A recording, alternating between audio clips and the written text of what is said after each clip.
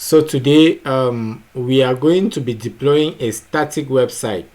The first thing is I am emphasizing a static website. Who can tell me the difference between a static and a dynamic website? Who can tell me the difference? Because that is, you should know that we are deploying a static website, and then you should know when we talk of a dynamic website. Who can tell me the difference between a static and a dynamic website?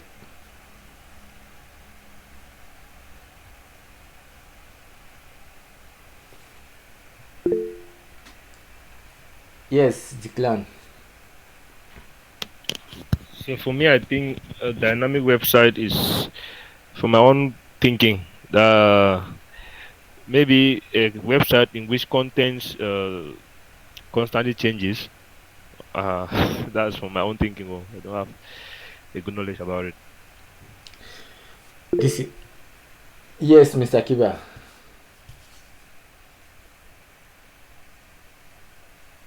Looks like you are mute.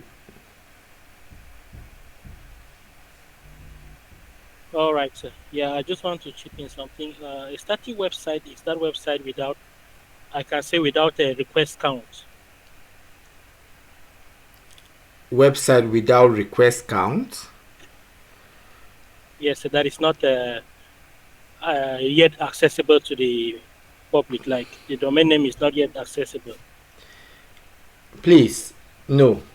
I said this thing once, and I'm still going to reiterate it. This is what we are going to. This is the reason why we are talking about this right now. And please understand this and know it very well. Yes, Adija.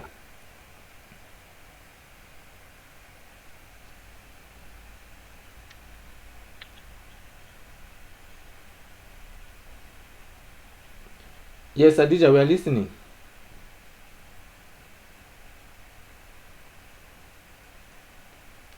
Is it even really Adija? Neuron whatsoever. Okay, similarly, you are playing with your button. Can anyone get me? Yeah, go ahead. Okay, sir.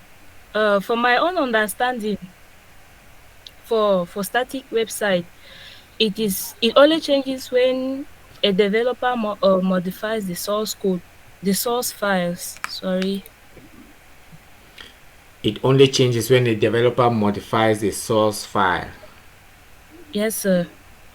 Okay. For my own understanding, From and for the dynamic website, it is present from different information to different visitors in the website.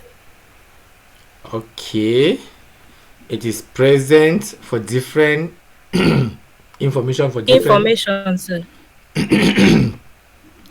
All right, to all right. different visitors. Yes, Declan. So I think a dynamic website is a website with static information. That means the information on the website doesn't changes. No, instead that is a static website. It does not change. It only changes when a developer modifies it. But what changes is a dynamic. Yeah, that's what I'm saying. The static is where a website where the information doesn't change. Okay. All right, you all look up. I am struggling to enter a website here. Let me enter a website here. Yeah, this and okay, the official website. Okay, cool. This is a website, right? This one is a website, no? So now, is this website a place to come and look for information, or is it an application? That's for me is an application. This is an application, right? Yes, sir. So please, when you hear of static websites are websites of companies where you can go and do research and look for information that is put out there in pages for you to see. That is a static website, right? If we can go to a static website, you can think of a static website like www.enam.cm. This one here will give you a static website. When you come to this website, what do you see? You see information, right? Information is displayed in pages. Okay? Information is displayed in pages. Now, why do we call it static? Because the information that is here is the way it is. You cannot change it. Okay? And this information is not being executed by an application behind. It is just HTML files and pictures that have been put together and placed in various pages. This is a static website like this, right? These are just files. If I come here and I click on maybe the history, right, and I click on maybe concours candidates and all whatnot, it is going to carry me to different pages. Okay, it's going to carry me to different pages. These are all static websites. Now, if I come now to this website, look at this website. This website shows me relatively very few things, but it is going to respond to me. Which means that what? The website asks me, your next adventure is just searches away from you. Where do you want to go? I tell the website that I am leaving from Charles de Gaulle and I want to arrive Douala.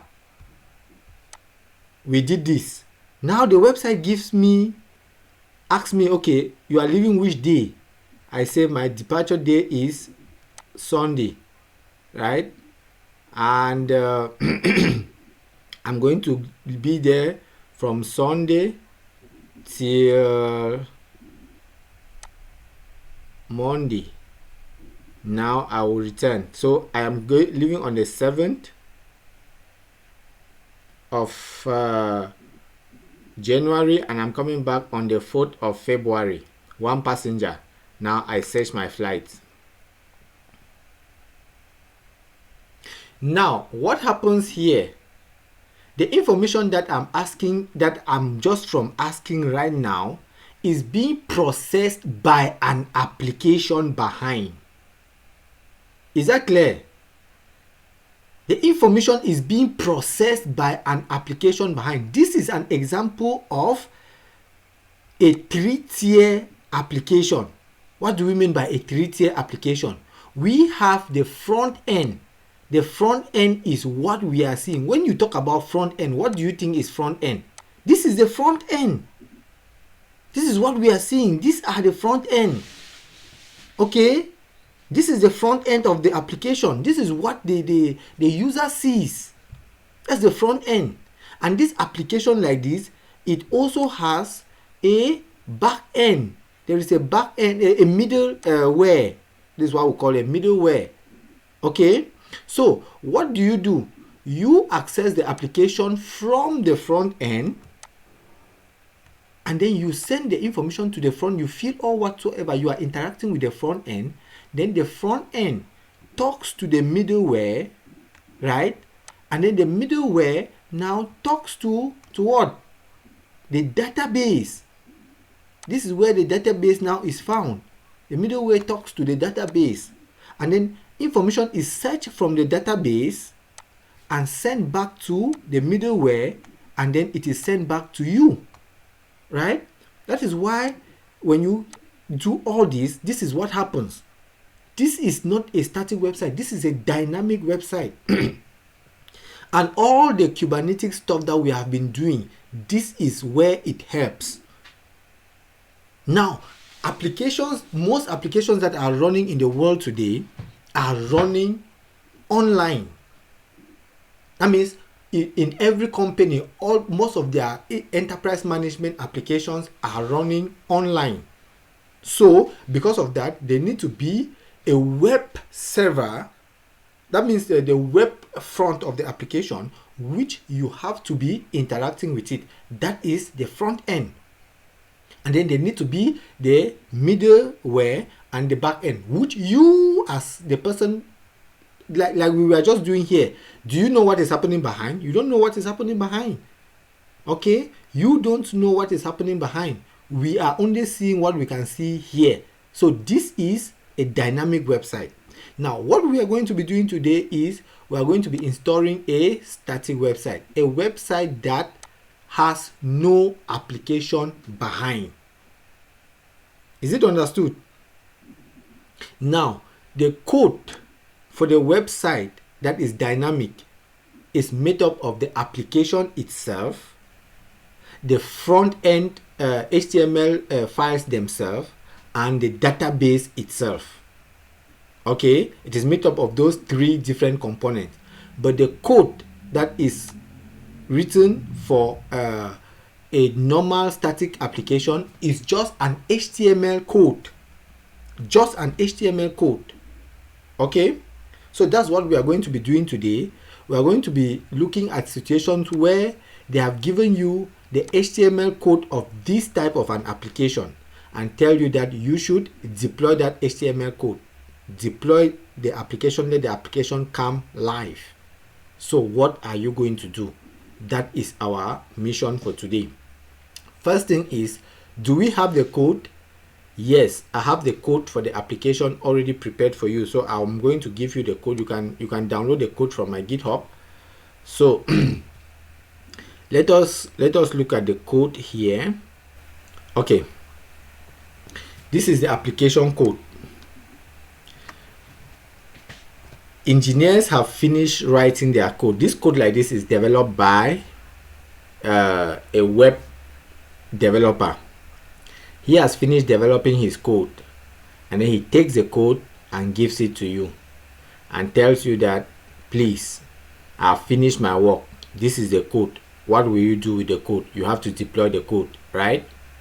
So the first thing that you're going to do is, this file is not there.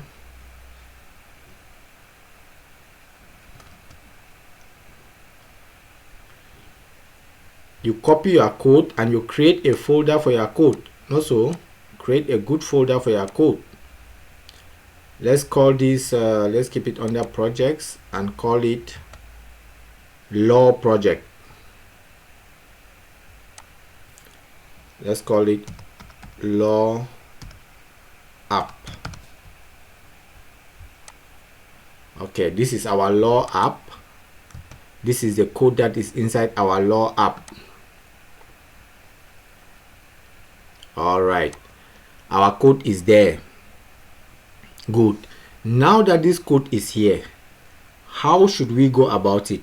First, we know we have our code. In order to deploy it, we need what? We need at least an EC2 instance. Let us first of all go to our console and create our EC2 instance.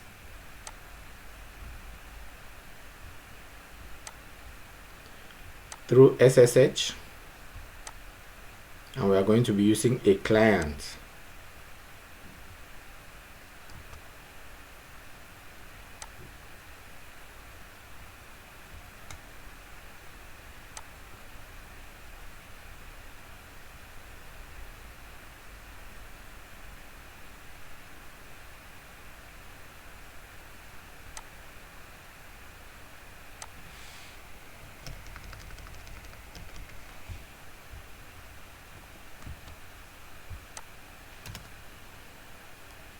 Okay, we have our instance running.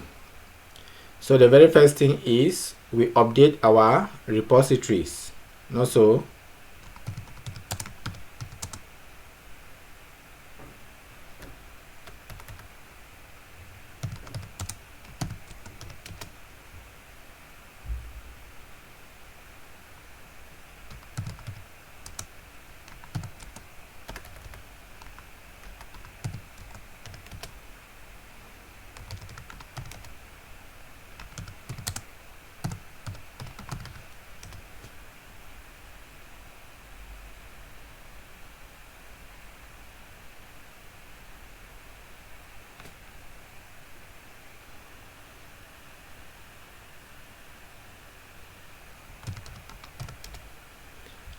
All right, the next thing is we install Tomcat. We know that in order for you to install your website, your web server, what are you going to do? This web server is being installed inside an EC2 instance, right? But this EC2 instance, what is actually installation? Installation is we have an instance, and then we have inside that instance we have a web server inside our instance. Okay, the meaning of deploying a website is actually putting the website code or binaries into a web server. This thing now is a web server, and it is this web server that have access to the internet. EC2 instance does not have access to the internet. It is this web server that have access to the internet. So we have to install a web server, and let us install Tomcat.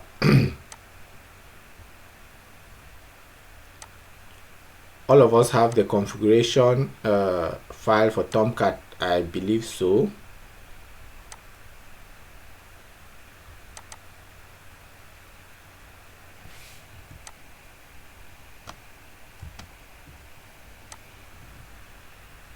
So we are installing Tomcat 9.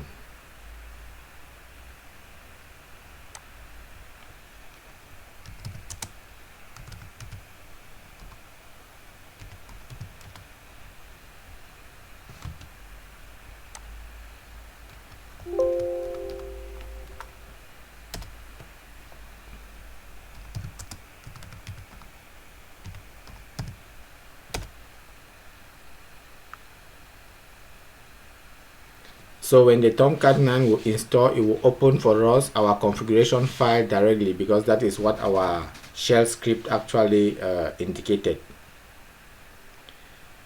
And when it opens our configuration file, what do we have to do there? We have to configure the administrator privileges.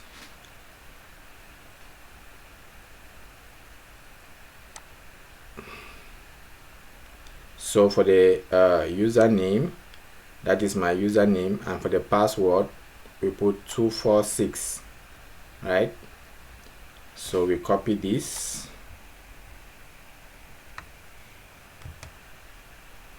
you know how it is.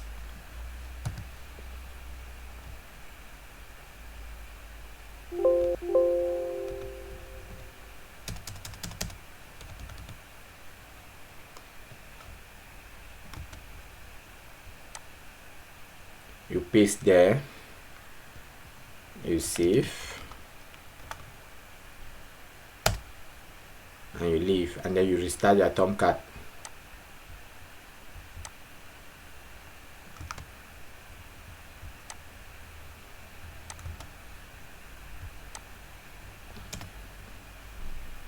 Now let us see if our Tomcat is available in the internet. How do we do that? We take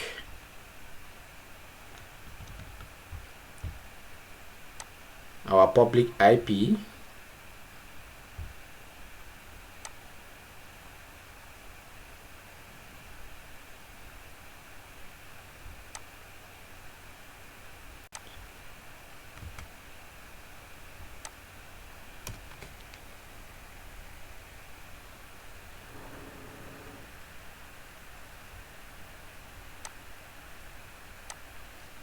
Tomcat is available on port 8080. Alright, this is the folder that I asked you guys yesterday that when this folder comes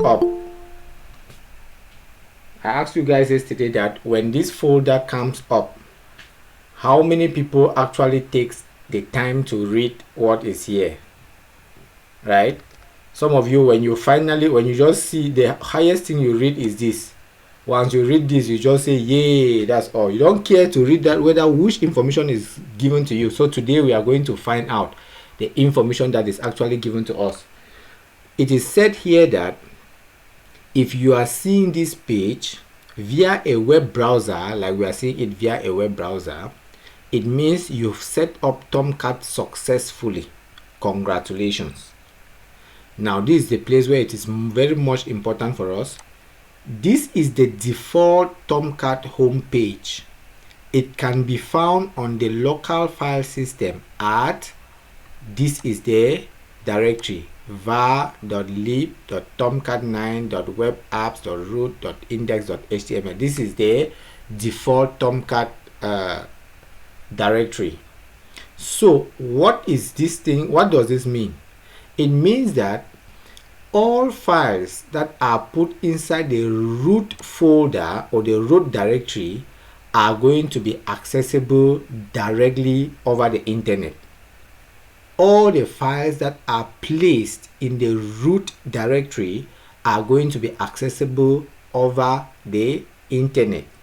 So here is the continuation and complementary information that is given to you. They say Tomcat veterans might be pleased to learn that this system instance of Tomcat is installed with Catalina Home in USDZ. They are giving you the directory of the Catalina, and they are telling you that you might also install the following packages if you haven't already done so, right?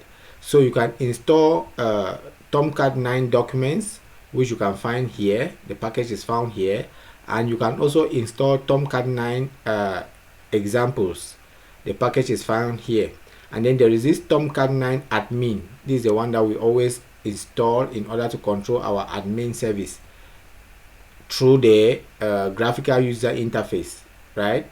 Instead of going through the SSH and working in the background, you can install this package, and then you are going to be able to interact with Tomcat in the front end of the browser. All right, so here is what we are interested in. We want to place our files. We have our files, we have our website. Here is our website. We have already created, we have our website code. Here is our website code, right? So in this our website code, we want to place it inside the folder, this particular folder here. Okay, our target is placing our website code in this folder here. That is our target. So we have, I want somebody to answer me this question. Think like people. We have the code on our desktop in our machine. How do we send the code to our EC2 instance?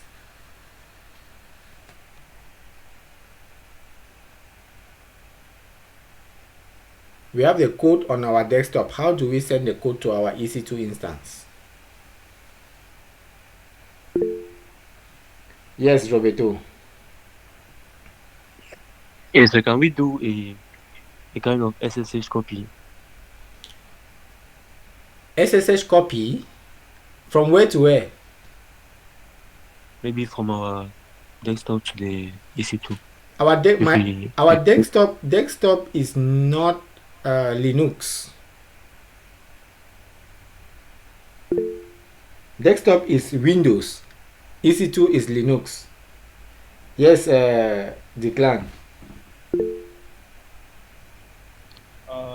So since Tomcat is found in our EC2, we just follow the directory that is given to us there.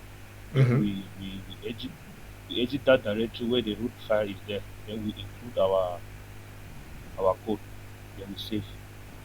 How do we take our code to that directory? That is my question. We have our code sitting here in our desktop. Here is our code in our machine. This is the code in our machine. We want to take this code from our machine to our EC2 instance in the cloud. So it's possible to access desktop through the terminal. It's Then you possible. can copy. Listen, I want to get you. It is possible to access desktop through The local machine, right, through your Linux machine. Are you? Then from there. Wait, listen. I want to hear what you are saying.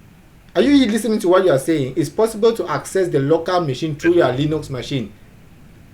Process that to me. It's possible to access the local machine through your Linux machine. the terminology to use is not coming to my brain as for the moment. Wait, try to explain what you are trying to say. Let me get you. What are you trying to say? What do you imply? There is there was a class I think we had on AWS Mm-hmm. whereby it was possible to do a copy of a file in your desktop Mm-hmm. in the Linux instance. To copy a file from your desktop Yes, sir. to the Linux instance. Like I don't so that the term to use is not actually common. Now, I want you to visualize. I don't want you to just talk. Please, I want you to visualize. Mr. Kiba, just hold on. I want you to visualize. We are in the cloud. We are in the AWS cloud. There is code in our EC2 instance. How do we get it to the AWS cloud? That is my question.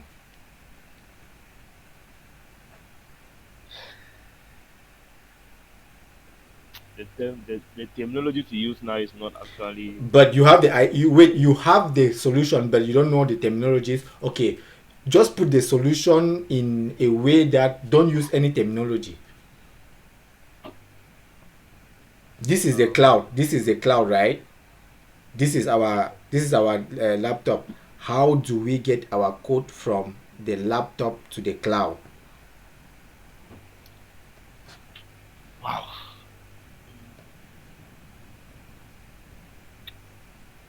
If I don't push you guys to reason like this, these are the various small things that you keep on blocking your head when you are trying to run now, when you are trying to reason real world things. These are things, this is something you have been doing every day of your life, but it is a question now that I'm asking, which if it can come in an interview and you will be dumb, silent, and you don't know what to do, because by the time you were doing it, you did not even know what you were doing. You did not even know the reason why you were doing it.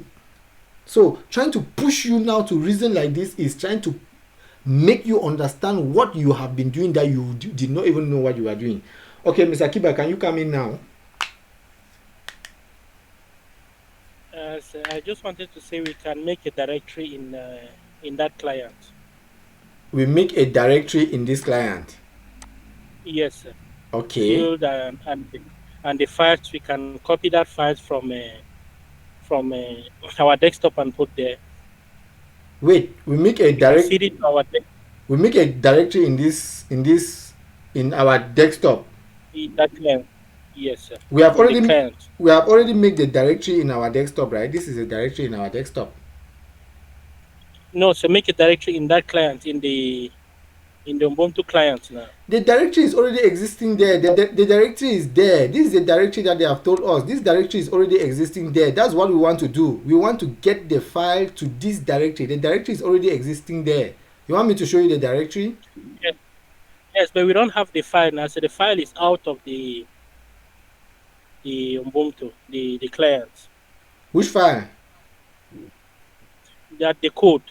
Yes, that is the question I'm asking. Our code is found here. Our code is here in our local machine. Here is our code, right? Here is our code. Yes, sir. Now, we have a directory up here that we want to take this code and put in this directory up here. That's the question. How do we get this code from here to our directory in the cloud? The code is here in our desktop, in our laptops.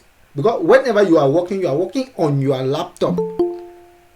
How do you get the code from your laptop up to your cloud? That is the question. Guys, think. You have been doing this every day.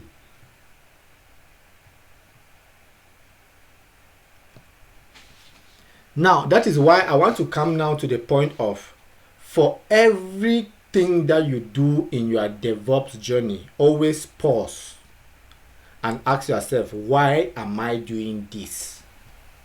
What is the importance of this? This thing you have been doing every day, but you have never asked yourself, why are you doing this? And you have never realized or appreciate the importance of what you are doing.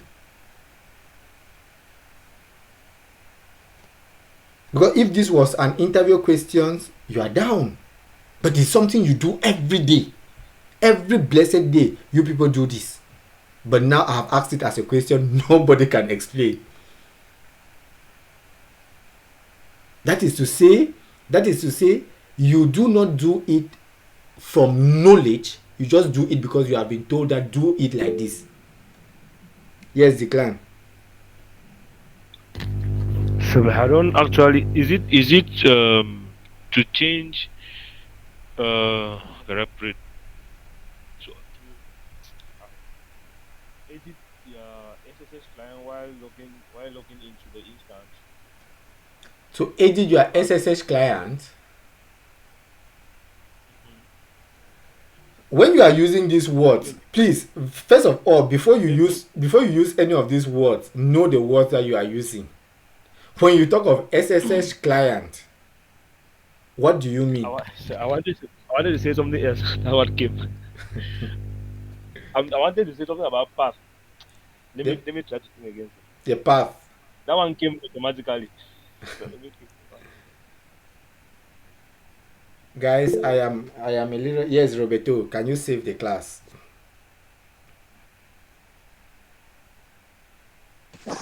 So maybe I don't know what you're talking about, but if I want to copy that file from my computer to that EC2 instance, That is just maybe what I'll I'm use talking Putty about. Maybe you use and upload the Putty. Putty. Can you Yes, like we have been doing do we in upload files to the cloud using Putty? I think we have maybe I'm confusing No, the tool that we use, but we use Putty. Yeah, there is a tool, Roberto. There is a tool that I taught you guys in AWS, but not Putty. There is actually a tool which can help you transfer files from your local machine to the cloud. There is actually a tool. But for the DevOps session, I did not teach you that tool. You guys have been doing it through a different method.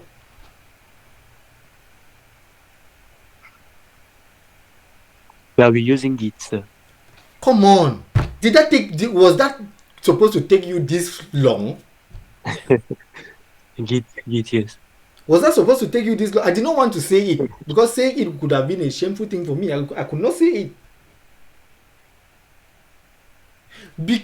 Every now and then I always draw this picture, this diagram here. Every now and then I draw this diagram here, that you are here, sitting here with your laptop, and then you upload to GitHub, and then from GitHub it passes through to your pipeline. Is that not what I teach you? Is this not what I teach you every day?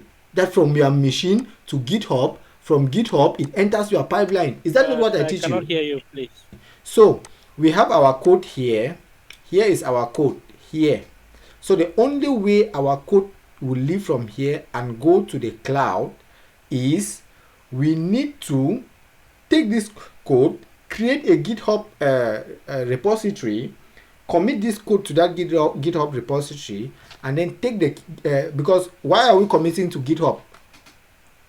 You should always ask yourself every question. Why do you commit this code to GitHub? Because GitHub is a source code management system, right? It tracks every changes.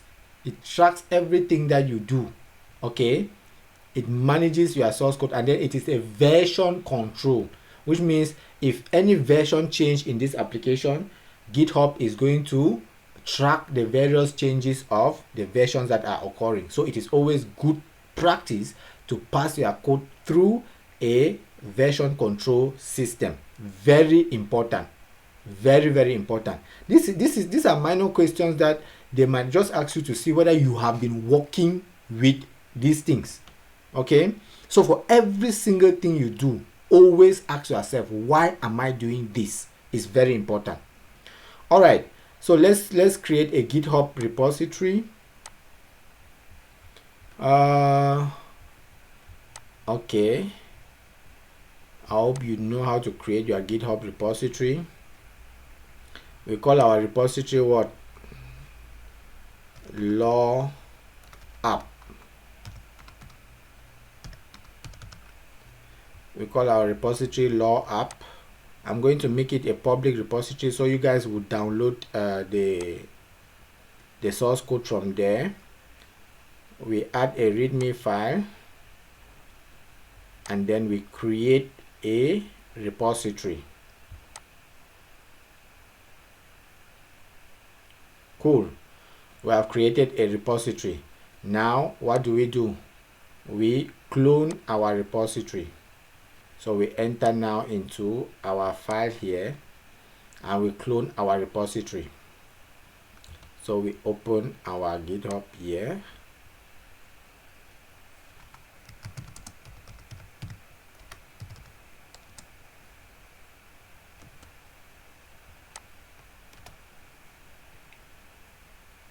Now when I clone this repository, look what happened.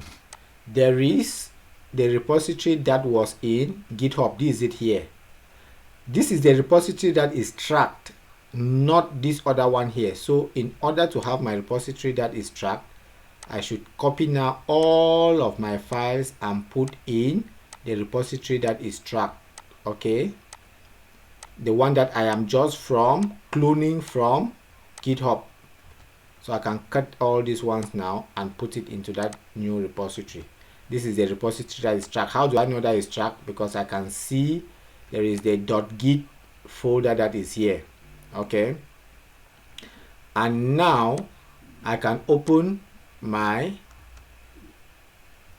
git bash here. Now if I run now git status, you will see that these are files that I have just added. They are being tracked. Okay, they are being tracked. They are files that I've just added. So what do I do next? I have to Git add. good. I have to move them to the staging area.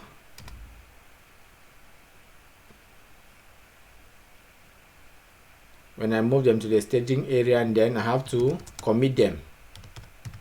Make a commit. Yes. So you could have asked this question in another way, sir. I asked it in a layman's way. In a layman's way, how do you get your code from your laptop to your EC2 instance in the cloud?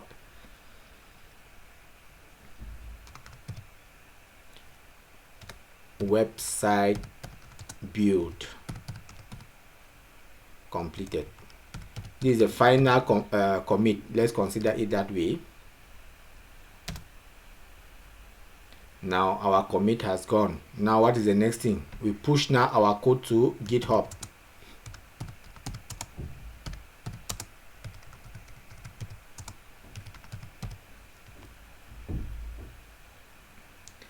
It might need authentication if you are doing it for the first time, but me, I think I have been using my GitHub so much such that it does not need authentication anymore. So for your own, it might need authentication or a token. So the code has been pushed now to GitHub. This is my GitHub, right? So I can now refresh my GitHub and I will see that this is the code of my website. Okay, next I come now to my EC2 instance. This is my EC2 instance. Where did Tomcat say it was found? Tomcat said it is found in var. So I am following Tomcat. Let us follow Tomcat. Tomcat says it is found in var. We get to var. From var we get to lib. From lib we get to Tomcat 9. Tomcat 9. From Tomcat 9 we get to web apps. From From web apps, we get to Root. root. This is our final destination, right? So we run ls. If we run ls in this root, we will see this file. This is a file, index.html. This is a file that says it works. This is a file here like this, index.html. Okay, if we want to eliminate this file, all we need to do is we can remove it.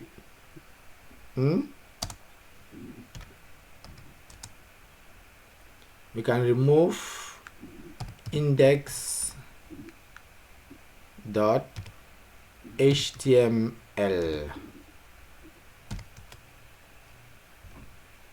Now, as we have deleted this file, if we refresh this place now, you will see nothing because there is no more file there.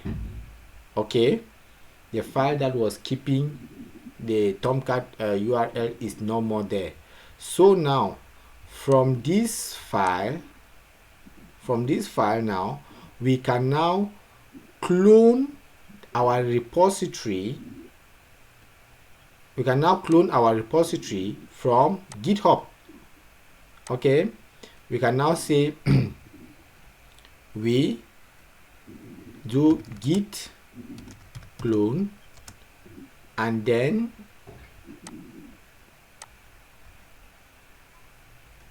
we take our repository. This manual deployment.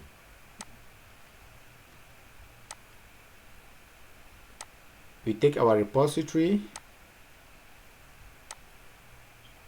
and we paste here, right? And then we validate. Now if we run ls, we are going to see our law app, which is here. Okay, now if we move into law app, cd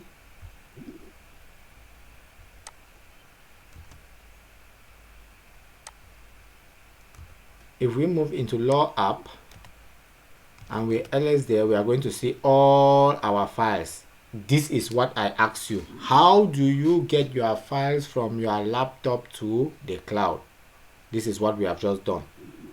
Our file passed through GitHub to the cloud.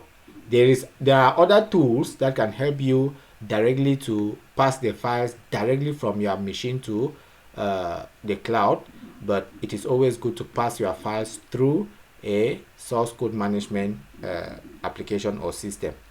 Now our files are here. So does it mean that we can access our files directly? We have deployed. This is all what they call deploying. We have deployed our app. Our app is already deployed. So if we run now the URL / web app. Is it web app? Web? No. What is it again? Law app or something.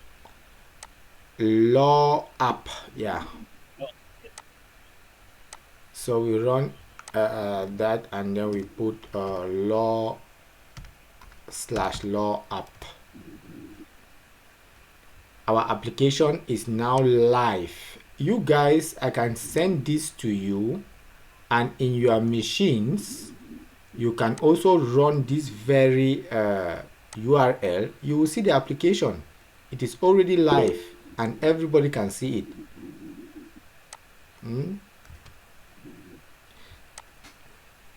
Yes, whose hand is up? Mr. Kiba. Yeah, go ahead. I'm the one. Yes, Roberto. Yeah, I just want to ask, this way of deploying, is it better than passing through those other services that offer deployment to? Which other services are you Because talking about? I'm talking about those we used to pass through some websites that offer those hosting websites now. Okay, you are talking like services. a website services like WordPress and the rest. Is that? Yeah, yes. Now, the issue is for WordPress application websites, these are just static websites that you just the sites are already there for you to just configure. That means the logic is already running behind. You are not the one that you are not the one that build the code. You just go there, you configure things, you take pictures and you place in certain places that are already there for you. It's just as easy. The only thing you do there is you buy a domain name. Nothing. You do not build anything. You buy a domain name. You are not the one that write this code. This code like this. Now, this code like this is written by programmers. Okay, you see this is a CSS folder. They are the one that design it and make the styling. Okay, this is the HTML. These are the HTML files. You can open all the HTML files and you see the bare code that is running this website. But for a WordPress site, you will never see this. And now the difference between those two is that, see, if AWS is giving me wahala, I can just take my website and run and go with it to another place and host it there because I have my source code. You see the difference? But if So you don't have to worry about domain names. no, you need to buy a domain name. We are going to come. This is not yet a domain name, right? This is not a domain name. This is an IP plus a port and a directory. This is not a domain name. So you need to buy a domain name. Okay? The difference between this one and WordPress is that for the WordPress website, the website itself is a configuration of templates that are already there for you. Like you go to the WordPress website, you'll see some sort of there is a picture like this one that is there, and you will see a place to click and change the picture and put your own picture. You get the idea? And then you see there is this there's this writing that is already here like this. They'll just tell you that change this writing and write your own. Then you just see all these things. You just configure all these ones to suit you. That is how WordPress is. That's how those web hosting templates function. Okay, but this one, you have the code. And okay, imagine that WordPress goes down. Imagine that the WordPress server goes down. Your application is off, right? There is no way you can ever access your application. And you are down. There's no you don't have any solution. But we have now hosted in AWS. If AWS goes down, fuck AWS, we have our code in our GitHub. We change it from AWS and we deploy it maybe in Azure. Okay? And our website is still moving because we already have our domain name. We take our domain name from AWS because you can take your domain name from one hosting site to another. You don't have any problem. So now you have a website of this nature. We have hosted our website. Our website is already live. Everybody over the world can already start accessing our website. It is already very live. But there is one thing. It is not secure and it is not yet having a domain name. I was planning to buy a domain name before this class, but I could not. I was not able to do that. So that we should actually replace our IP address with a domain name. But I promise you, I'll get that domain name before next week, so that you see how to replace your IPs with your domain. Now, in order to replace your IPs with your domain, there is a service in AWS called Route 53. Now, when you come to Route 53, right? When you come to Route 53, you can either buy a domain or you can use your domain. You can request for a domain.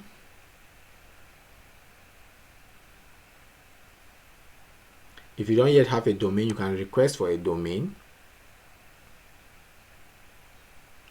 This is how you buy your domains.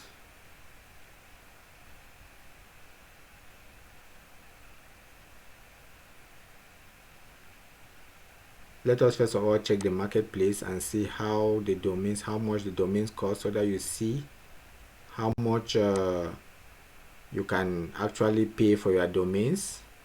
There's that thing. Let's see how much you can actually pay for your domain. Register a domain. First of all, check if your domain is available. Let us go with iiggroup.com. You search, is that domain available? They'll tell you that iiggroup.org is available. It is $12 per year. Okay, it is $12 per year. Or you can now, how expensive these domain names are is relative to their shortness. The short domain names are very expensive, and the long domain names are less expensive.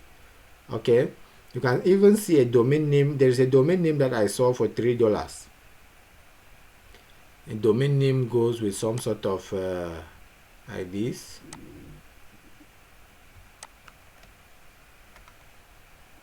Like let's take for example the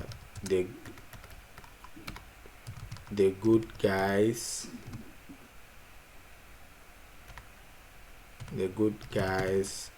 dot, I think that domain name was dot, is it .org? Let's search and see.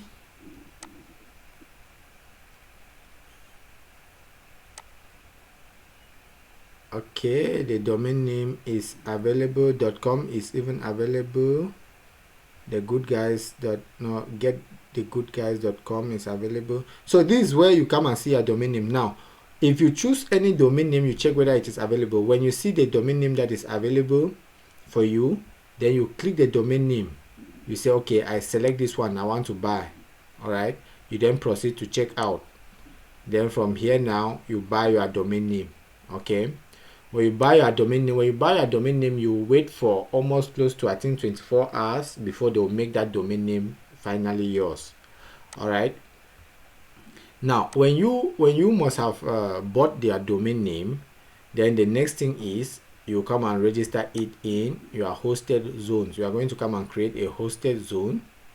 When you create a hosted zone, here is now where you are going to put your domains. Okay, when you put now your domains in your hosted zones, they are going to see whether truly you own the domain. You are going to authenticate whether you actually own the domain. We cannot do it here because we do not have a particular domain that we own. Then now you are going to come and match the domain with your DNS. You are going to come and do a DNS resolution. Come now down to DNS resolver.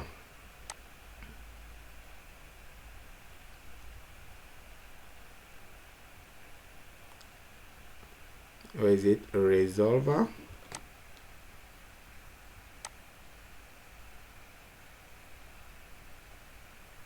So here you are going to now set your inbound rules, where your domain is hitting. Is your domain going to be hitting on a particular load balancer DNS or whatsoever? You are going to configure your endpoints now here. So I'm going to purchase a domain name, and we are going to actually do it and see how you transform your IP address to a domain. Now, but if you are using Kubernetes, if we are using Kubernetes and we are using Minikube, we can do a match directly in our local system and put our domain and resolve our domain in our local system and have something like our app.com in our local system, but nobody can access it using that particular domain out of our local system. You get the idea? So can somebody tell me now that they can successfully host a website, a static website on AWS? 100%, sir. Yes, sir. Yes, sir. But sir, please, you said static website. What of dynamic? What is it? Is the procedure different for dynamic websites? The procedure is not different. The difference in the procedure is that for dynamic websites, the websites run now on particular languages. This one is written just in HTML, right? This one is just a front end written in HTML. Now for dynamic websites, you are going to either see them written in Java, you are going to either see them written in Python, you are going to either see them written in Go. So they are going to be written in different languages. So, and then for you to deploy them, you can still deploy them in a normal EC2 instance, right?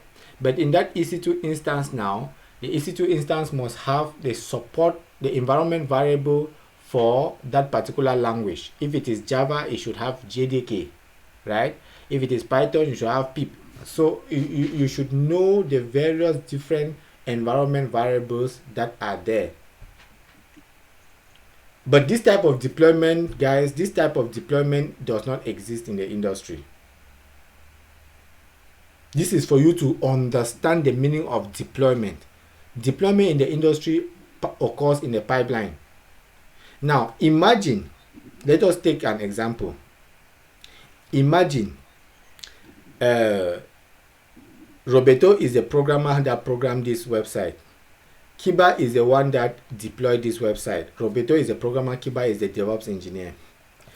Roberto says, now we are moving to Africa and I think we should change these pictures and put black people more than white people. Roberto goes to his code in his machine, goes to where the pictures are, try and changes the pictures, configure one or two things here, and does his push. He does his push, it goes to GitHub. What does Kiba has to do? Kiba has to now come manually, destroy all these things that was already running. That means put the website all down, delete it, and then clone again now the new code that Roberto just updated in the GitHub for it to take possession. Now, Mr. Kiba, what if you were just trying to pull it down when that client that was supposed to give you people 2 million, it was about to click send? All of a sudden, the website goes down.